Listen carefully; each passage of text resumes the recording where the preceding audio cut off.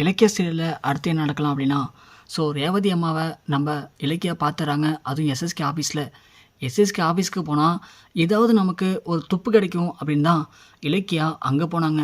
ஆனால் அங்கே போய் பார்த்தா எதிர்பார்க்காத விதமாக ரேவதி அம்மா அங்கே க்ளீன் பண்ணுற ஒரு வேலைக்காரி வேலை பார்த்துட்ருக்காங்க. அதை பார்த்து இலக்கியா அதிர்ச்சி அடைஞ்சது மட்டும் இல்லாமல் ரேவதி அம்மா கூப்பிட்டு என்ன காரியம் பண்ணிகிட்ருக்கீங்க? அந்த எஸ்எஸ்கே நமக்கு விரோதி. அப்படி இருக்கும்போது உங்களுக்கு உடம்பு சரியில்லை. நீங்கள் என்னன்னா இந்த நேரத்தில் இங்கே வந்து உட்காந்துட்டு இந்த ஆஃபீஸில் ஒரு வேலைக்காரி மாதிரி வேலை பார்த்துட்ருக்கீங்களே, உங்களுக்கு ஏன் இந்த வேலை? என்ன ஆச்சு உங்களுக்கு? ஏன் இப்படி பண்ணிகிட்ருக்கீங்க?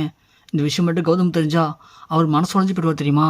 ஏன் இப்படிலாம் பண்ணீங்கன்னு கேட்க ரேவதி ஒன்று, ஐயோ இலக்கியா, நான் சொல்ல கொஞ்சம் புரிஞ்சுக்கோமா. ஃபஸ்ட்டு நான் புரிஞ்சுக்கிட்டு அப்புறம் நீ பேசலாம்.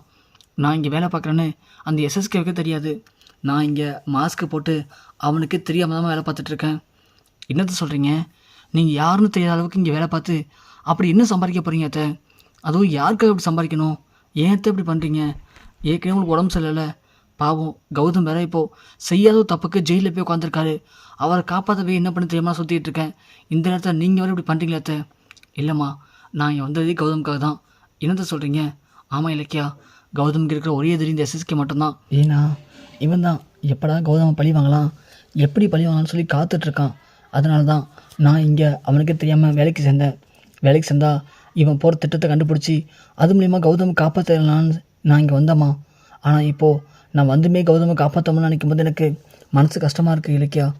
நீ காலைன்னு சொல்லும்போதும் பேப்பரில் கௌதம் கைதாகிட்டான்னு சொல்லும்போதும் என் பெத்த வயிறு கலந்து அப்படி அடிச்சுக்கிச்சு. ஆனால் என்னால் என்ன பண்ண முடியும்? ஒன்றும் பண்ண முடியாதுன்னு சொல்லி தான் காலையிலேயே கிளம்பி இங்கே வந்துட்டேன். எப்படி இந்த எஸ்எஸ்கே யார்ட்டாவது பேசும்போதோ இல்லை ஏதாவது பண்ணும்போதோ கார்த்திக் எங்கே இருக்கான் அப்படிங்கிறத நான் கண்டுபிடிச்சேன் இலக்கியா. கண்டுபிடிச்சி உனக்கு சொல்கிறேம்மா அப்படின்னு ரேவதி அம்மா சொல்கிறாங்க.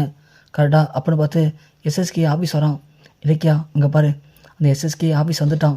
இதுக்கப்புறம் நான் அவனுக்கு காஃபி தர மாதிரி போனால் கண்டிப்பாக அந்த எஸ்எஸ்கே யார்கிட்டையாவது இதை பற்றி பேச வாய்ப்பு இருக்கும். இல்லை ஏதாவது ஒன்று பண்ணுவான். அது நமக்கு நல்லா யூஸ்ஃபுல்லாக இருக்கும் இலக்கியா.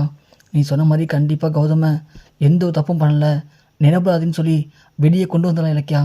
கண்டிப்பாக நீ பண்ணுவேன் இலக்கியா, எனக்கு அந்த நம்பிக்கை இருக்குது அப்படின்னு சொல்லிட்டு ரேவதி அம்மா போகிறாங்க. இலக்கியாவுக்கு ஒரு பக்கம் இது ஒரு மாதிரி இருந்தாலும் இப்போதைக்கு ஒரு வழியும் இல்லை. இப்போது ரேவதி அம்மா போய் எஸ்எஸ்கேவுக்கு காஃபி கொடுக்குற மாதிரி ஏதாவது ஒரு இன்ஃபர்மேஷன் கண்டுபிடிச்சிட்டாங்கன்னா அது மூலிமா கார்த்தி எங்கே இருக்கானுங்க தெரிஞ்சுக்கிட்டு நாம் கார்த்தியை காப்பாற்றிடலாம் அப்படின்னு நம்ம இலக்கியா வெயிட் பண்ணுறாங்க. ரேவதி அம்மாவும் காஃபி எடுத்துகிட்டு போகிறாங்க. போன உடனே நம்ம எஸ்எஸ்கே ஃபோனை சார்ஜ் போட்டு ரெஸ்ட் ரூம் போகிறான். ரெஸ்ட் ரூம் போன கேப்பில் இங்கே எஸ்எஸ்கேக்கு ஒரு ஃபோன் வருது. உடனே ரேவதி தான் ஃபோன் எடுக்கிறாங்க. எடுத்ததும் அந்த ரவுடி தான் பேசுகிறான். சார், நான் தான் கார்த்திக் அடுத்த சொன்னீங்களே அந்த ரவுடி பேசுகிறேன். என்ன சார், நேற்று சாப்பாடு வந்துச்சு, அதுக்கப்புறம் சாப்பாடும் வரல, ஒன்றும் வரல. உங்கள் டிரைவர்கிட்ட சொல்லி சாப்பாடு சரக்குலாம் கொஞ்சம் ரெடி பண்ணுங்க சார், கொஞ்சம் எமர்ஜென்சி அப்படின்னு சொல்லி அவன் ஃபோன் வச்சிடுறான். உடனே ரேவதியம்மா அப்போது இவன் கண்ட்ரோல் தான் கார்த்திக் இருக்கான் அப்படிங்கிறத புரிஞ்சுக்கிட்டு உடனே அந்த நம்பரை எடுத்துக்கிறாங்க. எடுத்துக்கிட்டு எஸ்எஸ்கே வர சொல்லி வெளியே வந்துடுறாங்க. வெளியே வந்து இலக்கியா இங்கே பாருமா, இந்த நம்பரில் இருக்கவன் தான் கார்த்திகை கடத்தி வச்சுருக்கான். எங்கே கடத்தி வச்சுருக்கான்னு தெரில. ஏதோ சாப்பாடு சரக்குலாம் சீக்கிரம் வாங்கி கொடுத்துருங்கன்னு சொல்லிட்டு ஃபோன் வச்சுட்டான். நீ இந்த நம்பருக்கு கால் பண்ணி பேசினா கண்டிப்பாக அது எந்த இடம் என்னென்னு கண்டுபிடிச்சான் இலக்கியா அப்படின்னு சொல்ல இலக்கியா அவனை யோசிக்கிறாங்க. யோசிச்சுட்டு கால் பண்ணுறாங்க.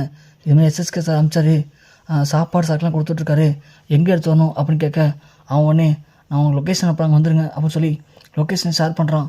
இலக்கியா உடனே ரொம்ப சாமர்த்தியமாக அவங்களுக்கு தெரிஞ்ச எஸ்ஐ அழைச்சிட்டு போகிறாங்க. நேராக போயிட்டு 2 பேரும் அந்த குடோனில் வெயிட் பண்ணுறாங்க. அவனுங்க வரானுங்க. வந்ததும் சாப்பாடு சரக்கு வாங்கிட்டு நீங்கள் கிளம்புங்க, மீதி நாங்கள் பார்த்துக்குறோம் அப்படின்னு சொல்லிட்டு அவனுங்க உள்ளே போயிடறாங்க. உள்ளே போட்டு அந்த எஸ்ஐ இலக்கிய 2 பேரும் உள்ளே போகிறாங்க. உள்ளே போய் பார்த்தா கரெக்டாக அவனுங்க வாங்கிட்டு கார்த்திகை பக்கம் தான் போகிறானுங்க. கார்த்திகிட்ட போனதும் அந்த எஸ்ஐயும் இலக்கியம் உள்ளே பூந்து அந்த ரவுடி பஸ்ஸில் போட்டு அடிக்கிறாங்க. அடித்து கார்த்திகை தூக்குறாங்க. கார்த்தி லைட்டாக போதை தெளிஞ்சு இப்போ இருக்கான். ஒரு வழியாக அந்த ரவுடிங்க எல்லாரையும் அடித்து போட்டு அந்த எஸ்ஐ இலக்கியம் சேர்ந்து கார்த்திகை கொண்டு வராங்க. கொண்டு வந்து ஒரு ஹாஸ்பிட்டலில் அட்மிட் பண்ணுறாங்க. அட்மிட் பண்ணதுக்கப்புறமா கார்த்திக்கு ஹெவியான மயக்க மருந்து கொடுத்துருக்காங்க. இது மயக்க மருந்து சொல்ல முடியாது, இது ஒரு விதமான போதை மாத்திரை அப்படின்னு சொல்லி அவருக்கு ட்ரீட்மெண்ட் போகுது. அதுக்கப்புறமா கார்த்திக் கண்டுபிடிச்சுவார். கார்த்திக் கண்டுபிடிச்சதுக்கப்புறமா அந்த ரவுடி பசங்க எஸ்ஐ ஸ்டேஷன் கொண்டு வச்சு வெளுத்து வாங்குவார். வாங்கினதுக்கு அப்புறம் தான் தெரிய வரும் இதை வேலையெல்லாம் பட சொன்னது கௌதம் இல்லை, எஸ்எஸ்கே தான். எஸ்எஸ்கே தான் திட்டம் போட்டு இப்படி கௌதம் பேரை மாற்றி வர சொன்னார் அப்படின்னு அந்த ரவுடி பசங்க எல்லா உண்மையும் ஒத்துப்பானுங்க. அதுக்கப்புறமா கார்த்தியை காப்பாற்றின இலக்கியா நேராக ஸ்டேஷன் அழைச்சி வருவாங்க. அழைச்சி வந்துட்டு கார்த்திக்கும் கௌதமுக்கு எந்த பிரச்சனையும் இல்லை.